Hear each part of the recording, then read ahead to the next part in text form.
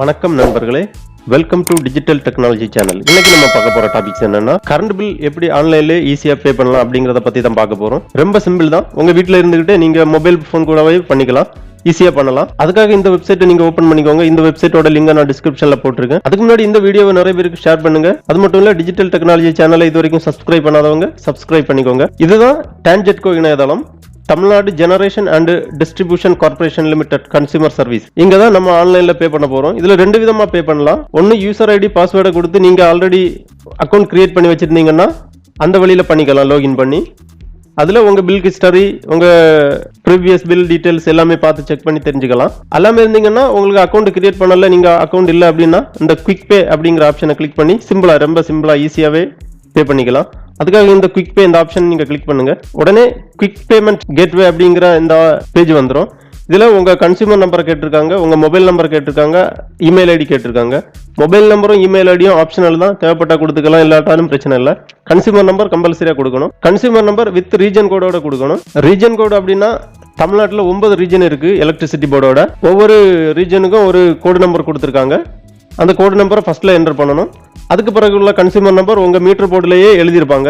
அதை பார்த்து நீங்க இந்த கன்சியூமர் நம்பர் இதில் என்டர் பண்ணுங்க. நான் என்னோட கன்சியூமர் நம்பரை என்டர் பண்ணிட்டேன். என்னோட கன்சியூமர் நம்பருக்கு முன்னாடி ரீஜன் கோடு 07 திருநெல்வேலியோட ரீஜனல் நம்பர். மொபைல் நம்பரும் இமெயில் ஐடியும் ஆப்ஷனல் தான், வேணும்னா கொடுத்துக்கிடுங்க, இல்லாட்டாலும் பிரச்சனை இல்லை.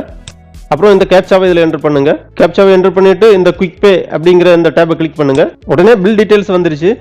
உங்க கன்சியூமர் நம்பர் இங்க கொடுத்துருக்காங்க, உங்க கன்சியூமர் நேம் கொடுத்துருக்காங்க, யார் பேர்ல கனெக்ஷன் இருக்கு அவங்களோட பேர் இங்க இருக்கு. அப்புறம் கன்சியூமர் அட்ரஸ் அப்படின்னு சொல்லிட்டு உங்க ஏரியா நேம் கொடுத்துருக்காங்க. அப்புறம் பில் அமௌண்ட் எவ்வளோன்னு கொடுத்துருக்காங்க, டியூ டேட் எவ்வளோன்னு கொடுத்துருக்காங்க. டியூ டேட் கொடுத்துருக்காங்க, என்னைக்கு பேமெண்ட் பண்றதுக்கு லாஸ்ட் டேட் அப்படின்னு சொல்லிட்டு டியூ டேட் கொடுத்துருக்காங்க. அப்புறம் இந்த பே பில் அப்படிங்கிற இந்த டேப்பை கிளிக் பண்ணீங்கன்னா நீங்க பேமெண்ட் பேஜுக்கு போயிடலாம். இதுதான் பேமெண்ட் கேட்வே பேஜ். இங்க நீங்க கிரெடிட் கார்டு யூஸ் பண்ணியும் பே பண்ணலாம், டெபிட் கார்டு யூஸ் பண்ணியும் பே பண்ணலாம், நெட் பேங்கிங்லயும் பே பண்ணலாம். உங்களுக்கு எந்த ஆப்ஷன் பிடிச்சிருக்கோ அந்த ஆப்ஷன்ல நீங்க பேமெண்ட் பண்ணிக்கலாம். கிரெடிட் கார்டுல முக்கியமான பேங்குகளோட கிரெடிட் கார்டு டீடைல்ஸ் எல்லாம் கொடுத்துருக்காங்க. அதுல உங்களுக்கு எந்த கார்டு வச்சு பே பண்றதுக்கு ஆப்ஷன் இருக்கோ அந்த கார்டை யூஸ் பண்ணி பேமெண்ட் பண்ணிடுங்க. இல்லைன்னா நெட் பேங்கிங்ல பண்றதா இருந்தா எந்த இம்பார்ட்டன்ட் முக்கியமான பேங்க்ஸ் டீடைல் எல்லாம் கொடுத்துருக்காங்க. எந்த பேங்க்ல உங்களுக்கு அக்கௌண்ட் இருக்கோ அந்த அக்கௌண்ட்ல வச்சு நீங்க ஆன்லைன்லயே பே பண்ணிக்கலாம்.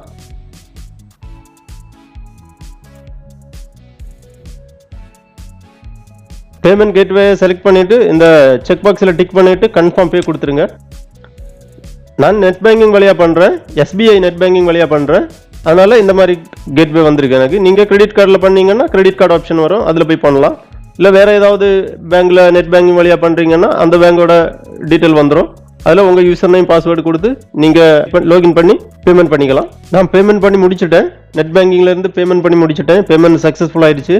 அப்புறம் உங்க ரெசிப்ட் கிரியேட் ஆயிருச்சு. இதுல உங்க சர்வீஸ் நம்பர் வந்துருது, உங்க பில் அமௌண்ட், உங்க நேம், எந்த month bill year and month கொடுத்துருக்காங்க. அப்புறம் ரெசிப்ட் நம்பர் கொடுத்துருக்காங்க, அமௌண்ட் டெபிட் எவ்வளவு டெபிட் ஆயிருக்குன்னு கொடுத்துருக்காங்க, அந்த டீடைல்ஸ் எல்லாம் கொடுத்துருக்காங்க.